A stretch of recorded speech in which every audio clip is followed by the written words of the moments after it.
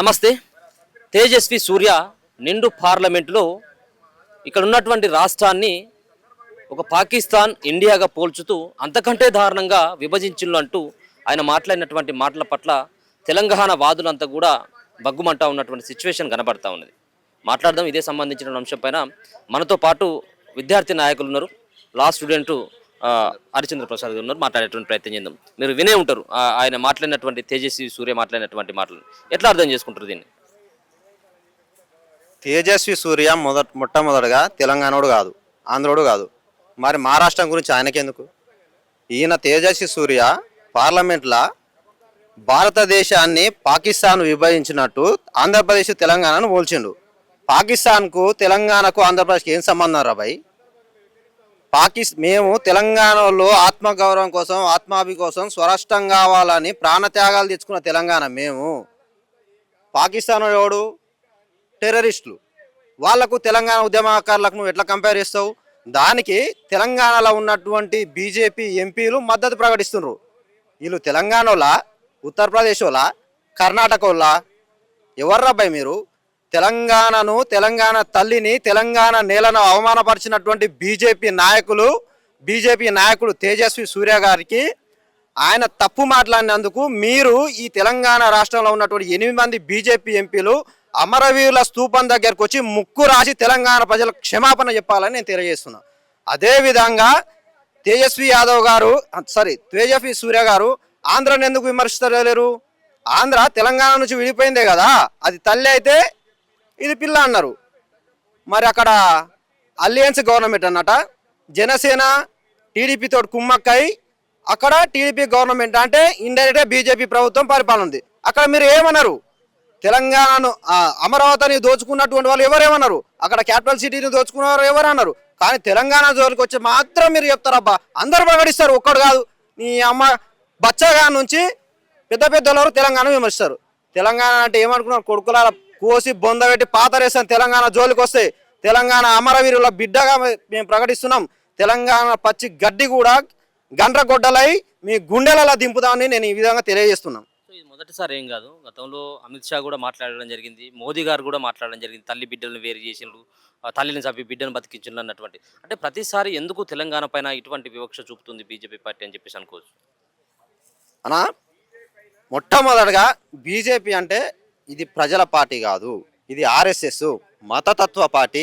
ఈ మతతత్వ పార్టీలు ఏం చేస్తాయంటే ప్రజలను కులాలుగా విభజించి వాళ్ళు ఈ మధ్యలో దూరి ప్రభుత్వాన్ని ఏలాలనే ప్రయత్నంలో బీజేపీ ఇవన్నీ చేస్తుంది. కానీ తెలంగాణ ప్రజలు చాలా చైతన్యవంతమైన ప్రజలు, ఉద్యమకారులు, మేధావులు, కళాకారులు ఇక్కడ పుట్టినాము. మీరు అనుకున్నంత మాత్రాన తెలంగాణను విమర్శిస్తున్నారు, అవమానపరుస్తున్నారు. మీకు అందరికీ మేము తిరిగి సమాధానం గట్టిగానే చెప్తాం. అదేవిధంగా ఇది కొత్త కాదు. బీజేపీ తెలంగాణను విమర్శించడం కానీ, అంబేద్కర్ను విమర్శించడం కానీ, గద్దర్ను విమర్శించడం కానీ. ఆయన అమిత్ షా అన్నాడు అంబేద్కర్ అంబేద్కర్ అంబేద్కర్ అనే బదులు జై శ్రీరామ్ ముక్తే మీకు మోక్షం అన్న దొరుకుతుంది అని. నువ్వు చచ్చిపోయి మోక్షానికి పోవా? నువ్వేమైనా మంచిపానం చేసినావా? లేకుంటే ప్రభుత్వం మీగానే ఉంది కదా, ఓ స్వర్గానికి ఒక ఫ్లైట్, నరకానికి ఒక ఫ్లైట్ వేసి స్వర్గం నరకం వేడ ఉందో మోక్షం వేడ ఉందో చూపిరు, మరి నమ్ముతాం మేము మొక్కం కదా అంబేద్కర్ను. అంబేద్కరు నూతన భారతదేశానికి రాజ్యాంగం ద్వారా ఒక గొప్ప మార్పును తీసుకొచ్చినటువంటి వ్యక్తి డాక్టర్ బాబాసాహెబ్ అంబేద్కర్.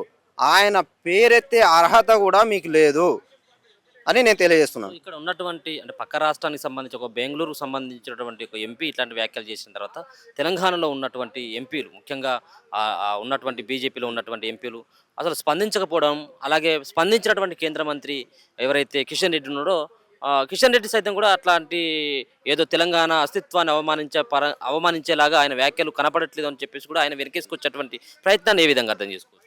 నాకు కిషన్ రెడ్డి కావచ్చు, బండి సంజయ్ కావచ్చు, ఎంపీ అరవింద్ కావచ్చు, మాబ్నార్ ఆడబిడ్డ డీకే అరుణ కావచ్చు, రఘునందర్ కావచ్చు, మిగతా ఉన్నటువంటి బీజేపీ ఎంపీలు కావచ్చు, వీళ్ళు ఎప్పుడైనా తెలంగాణ కోసం కొట్లాడినరా?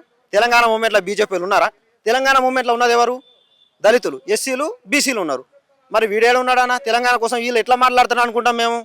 ఇవాళ వాళ్ళు ఏదో రాజ్యాంగంకు వ్యతిరేకంగా పాలకుడు ఉన్నటువంటి బీజేపీ ప్రభుత్వం వాళ్ళు మా తెలంగాణ కోసం ఎట్లా కొట్లాడతారు?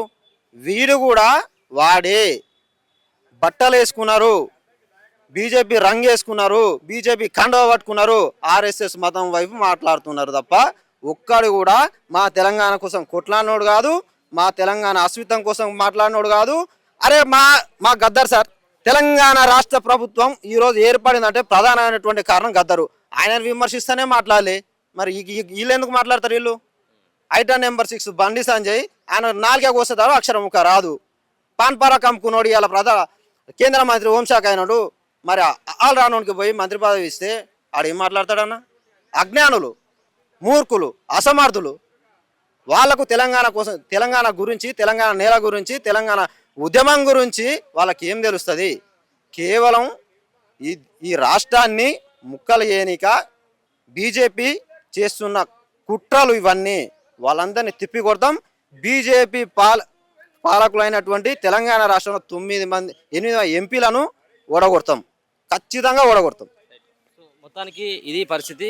ఆయన చేసినటువంటి తేజస్వి సూర్య చేసినటువంటి వ్యాఖ్యలకు తెలంగాణలో ఉన్నటువంటి బీజేపీ పార్టీకి సంబంధించినటువంటి 8 మంది ఎంపీలంతా కూడా అమర స్తూపం దగ్గరికి వచ్చి ముక్కు నేలకు రాసి క్షమాపణ చెప్పాల్సినటువంటి అవసరం ఉంటుంది. తెలంగాణ ప్రజలు సైతం కూడా బీజేపీ పార్టీని తరిమేయాల్సినటువంటి ఆవశ్యకత ఉందన్నటువంటి అంశాన్ని తనైతే తెలియజేస్తా ఉన్నటువంటి పరిస్థితి కనబడతా ఉంది.